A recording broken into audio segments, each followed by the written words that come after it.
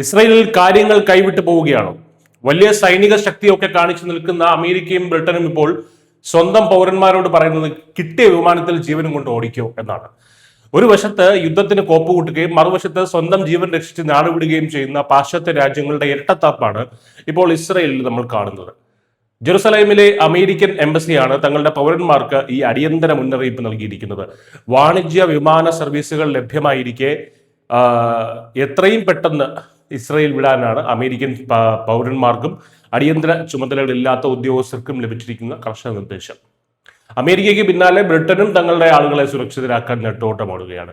ഇറാനുമായുള്ള യുദ്ധഭീതിയും അതിനെ തുടർന്നുള്ള സുരക്ഷാ പ്രശ്നങ്ങളുമാണ് ഈ വൻ പരിഭ്രാന്തിക്ക് കാരണം. ഒരു വശത്ത് ലോകത്തെ ഏറ്റവും വലിയ വിമാനവാഹിനി കപ്പലായ USS ജെറാൾഡ് R. ഫോർഡ് ഇസ്രയേലിന്റെ വടക്കൻ തീരത്ത് അമേരിക്ക വിന്യസിച്ചിട്ടുണ്ട്. എന്നാൽ ഈ സൈനിക സന്നാഹങ്ങൾക്കിടയിലും തീവ്രവാദവും സായുധ പോരാട്ടവും ചൂണ്ടിക്കാട്ടി Gaza, west bank, Lebanon, Syrian അതിർത്തികൾ, താബ ക്രോസിംഗ് ഒഴികെയുള്ള ഈജിപ്ഷ്യൻ അതിർത്തികൾ എന്നിവിടങ്ങളിലേക്കുള്ള യാത്രകൾക്ക് അമേരിക്ക പൂർണ്ണമായി വിലക്കേർപ്പെടുത്തി കഴിഞ്ഞു.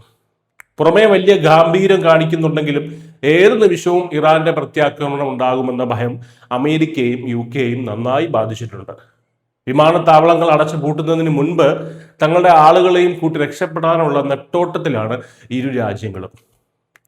വലിയ വെല്ലുവിളികൾ മുഴക്കുന്ന വൻ ശക്തികൾ തന്നെയാണ് ഇപ്പോൾ യുദ്ധഭൂമിയിൽ നിന്ന് ആദ്യമേ പെട്ടി പാക്ക് ചെയ്ത് മടങ്ങാൻ തിടുക്കം കൂട്ടുന്നത് എന്നതാണ് ഇവിടെ ഏറ്റവും ശ്രദ്ധേയമായ കാര്യം. ചുരുക്കത്തിൽ ലോകത്തിന് മുന്നിൽ അമേരിക്കയും സഖ്യകക്ഷികളും പേശിബലം പ്രകടിപ്പിക്കുന്നുണ്ടെങ്കിലും യാഥാർത്ഥ്യം അങ്ങനെയല്ല.